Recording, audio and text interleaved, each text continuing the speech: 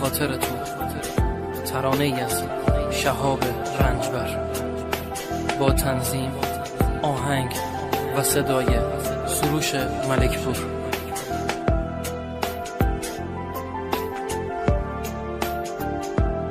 نمیدونستم میخوای بری منو تنها بذاری، نمیدونستم میخوای بگی منو دوستم نداری، نمیدونستم میخوای بری رو قلبم پا بذاری، میدونستم من هر شب واسه تو گریه نمیکردم، میدونستم بی وفایی به تو من نمیبستم، میدونستم از حسرت واسه تو گریه نمیکردم، میدونستم میخوای بری راه تو رو من نمیبستم، میفهمیدم جلو چشمات بغضم رو نمیشکستم، میفهمیدم چشمامو به روی تو میبستم، میفهمیدم اون چشمات دنبال کسی دیگه است، حالا فهمیدم دل عاشق واسه همینه بازنده.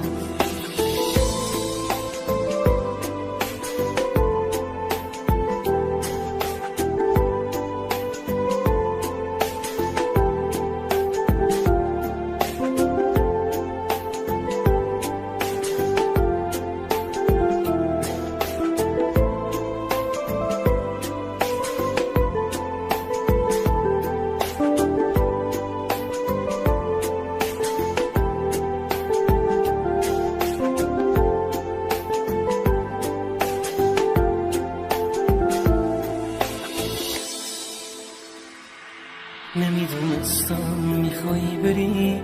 منو تنها بذاری، نمیدونستم میخوای بگی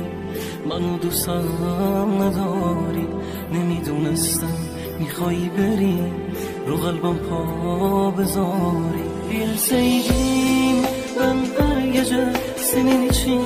ağlamazdım, bilseydim vefasızsan sana hiç dolanmazdım, bilseydim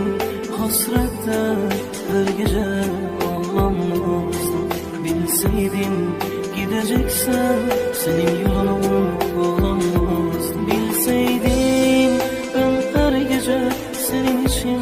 ağlamazdım, bilseydim vefasızsan sana hiç dolanmazdım, bilseydim hasretten her gece ağlamazdım. Şimdi anladım benim kalbim o zaman için kaybettiğini, میدونستم من هر شب واسه تو گریه نمیکردم، میدونستم بی وفایی به تو من نمیبستم، میدونستم از حسرت واسه تو گریه نمیکردم، میدونستم میخوای بری راه تو رو من نمیبستم،